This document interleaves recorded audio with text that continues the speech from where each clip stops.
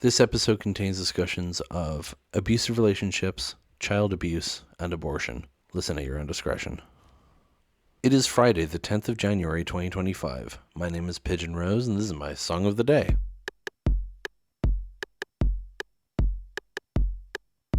Today we're talking about the Antlers again, and there was kind of a lot of time between when I was talking about other Antlers songs, but I'm going to be talking about a good few these last few months because I wanted to cover most of the story of the album, and I'm not going to have time to if I keep leaving so long between songs. But as you'll recall, Hospice by Antlers is a concept album about a hospice worker who falls in love with a terminal patient, and it's used as a big metaphor for an abusive relationship, with the implication being that it was an abusive relationship that the lead singer Peter Silberman was himself in at one point. And we previously talked about Prologue, Kettering, Sylvia, and Atrophy. I'm skipping over Bear and 13 here just because I want to get through the album, and they're not as much of my favorites, but Bear is about someone going to a clinic for an abortion, basically, is what it's about. And there's been discussions by some people that it's not actually about the characters and it's just about Peter Silberman, because he did say explicitly this is based on an incident from his life, but I think it has to play into it. And then 13 is the only song where we hear the voice of the patient. And then 2 is the song we're talking about today, which actually is the first song I heard from this album, the first song I heard from this band. I think I mentioned this the first time I talked about it, but I discovered this song and its music video through a random YouTube playlist that had a bunch of stuff on it, like Afraid by The Neighborhood, and I don't remember which song it was, but a song by the Magnetic Fields from 69 Love Songs, and Infrared by Placebo, but it also had 2 by Antlers. And yeah, so this is the point in the story, really, where the worker realizes that the relationship is doomed, essentially is what the song is. So let's go listen to it now and then come back in a few minutes and talk about it.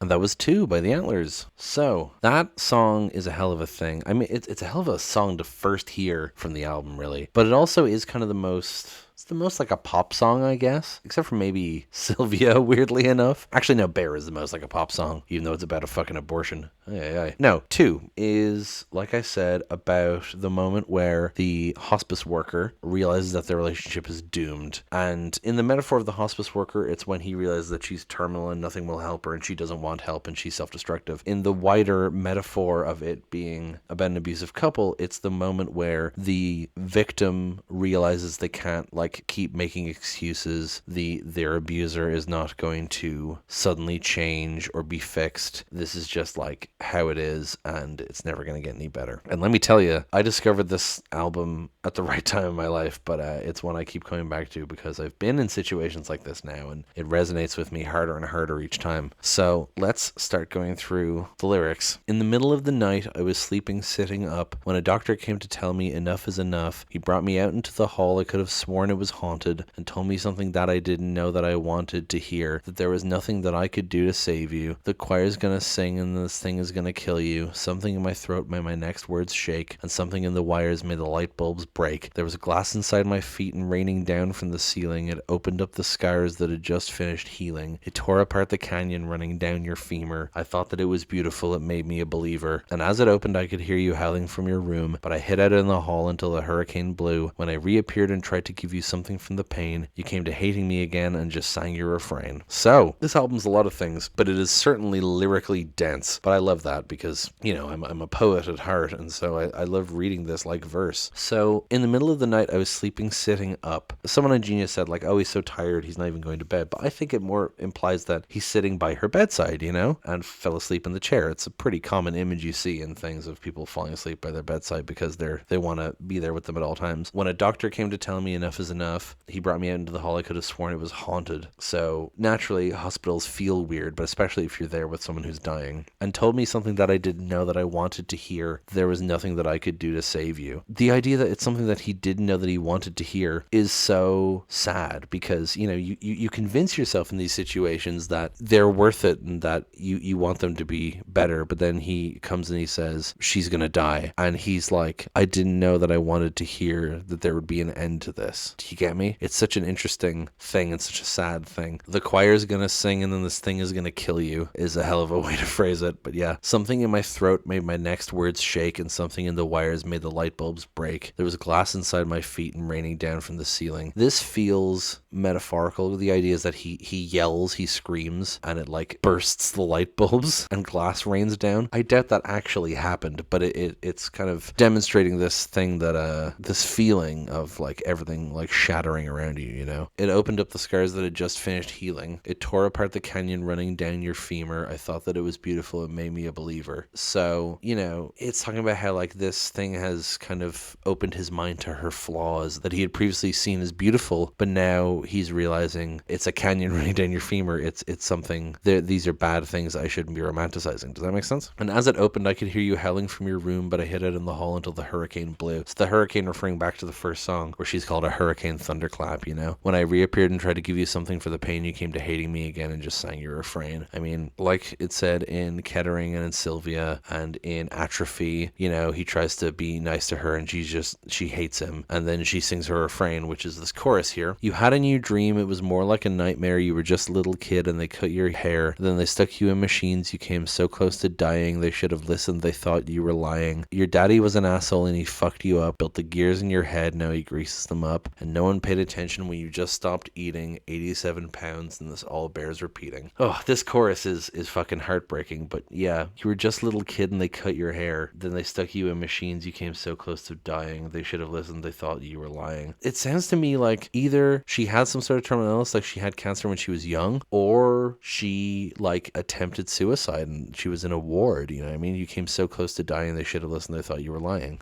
Your daddy was an asshole and he fucked you up, built the gears in your head. Now he greases them up. Clearly an abusive father who warped her idea of things, of life, you know, and of relationships. And no one paid attention when you just stopped eating 87 pounds, and this all bears repeating. So 87 pounds is a very low body weight, and it feels like it's implying maybe the thing that led her to almost die is an eating disorder, and not necessarily a suicide attempt, but an eating disorder that landed her in a hospital, and that was kind of the start of the trouble for her, right? Tell me when you think that we became so unhappy, wearing silver rings with nobody clapping. When we moved here together, we were so disappointed, sleeping out of tune with our dreams disjointed. It killed me to see you getting always rejected, but I didn't mind the things you threw, the phones I deflected. I didn't mind you blaming me for your mistakes. I just held you in the doorframe through all of the earthquakes. But you packed up your clothes in that bag every night. I would try to grab your ankles. What a pitiful sight. But after over a year, I stopped trying to stop you from stomping out that door and coming back like you always do. So tell me when you think we became so unhappy is such a... Ugh.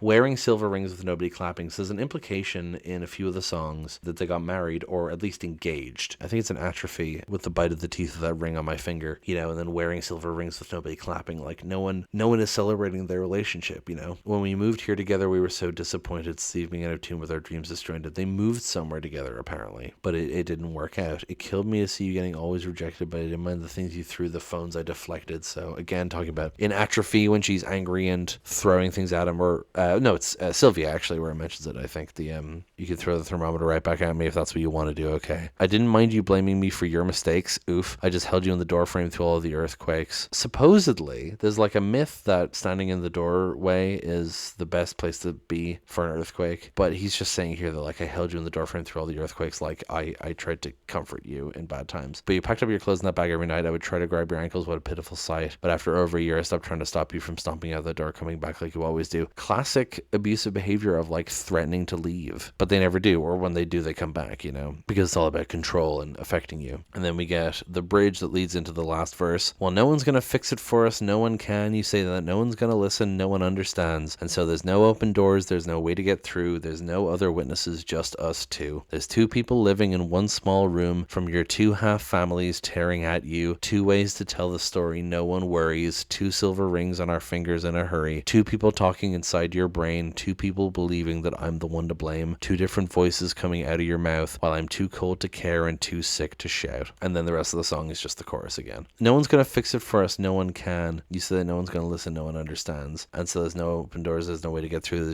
there's no other witnesses, just us two. They've driven everyone away at this point. There's no one who cares, there's no one who's there to listen to them, there's no one to actually help them with their relationship. And that is partially intentional on her part, like she's driven people away because she wants to control control the singer. That's what I think anyway. As someone who's been in this situation, I'm relating it to my own situation, of course. But yes, there's no other witnesses, just us two. We're the people who know what's happening in this relationship, and we know what's what's gone wrong, and we're the people who have the opinion on it. Two people living in one small room from your two half families tearing at you. It sounds like their families in some way have a negative review of the relationship. Two ways to tell the story, no one worries. You know, they give conflicting accounts of what's happening in their relationship, which is also a bad sign, a red flag. Two silver rings on our fingers in a hurry, again, them getting married really quickly. Two people talking inside your brain. Someone on Genius suggested that this was like her dad talking to her inside of her head, like, you know, her thinking of what her dad would say, which is interesting to me because I don't think he's suggesting DID at such a late stage in the album. He's just saying like there's people who have affected you and they're talking inside your brain, you know what I mean? Two people believing that I'm the one to blame. Yeah, very aptly put on Genius. She blames everything on him. He believes her. Two different voices coming out of your mouth while I'm too cold to care and too sick to shout. You know, her mood swings and how she's very different depending on the times. There's two different voices coming out of her mouth, you know? And then the rest of it is the last chorus. Yeah, just such a sad song where it's him realizing that this is untenable, but not knowing a way out of it because they've driven everyone away. But he knows that the way out of it is that she dies. The only way out of it is through. And that's like a relief to him. And he's also kind of a bit peeved that that's a relief, you know? That's pretty much it for this song, I think. Musically, I mean, it's great. It's ukulele and strings and cool drums. I do love, it's kind of got that Be My Baby, like dum,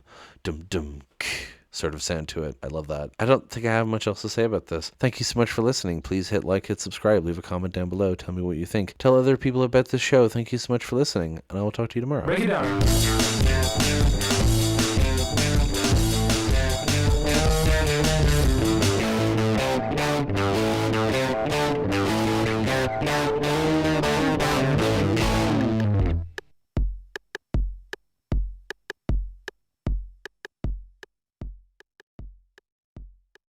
It opened up the scars that had just finished healing, kind of opened his mind to her flaws that he had previously saw.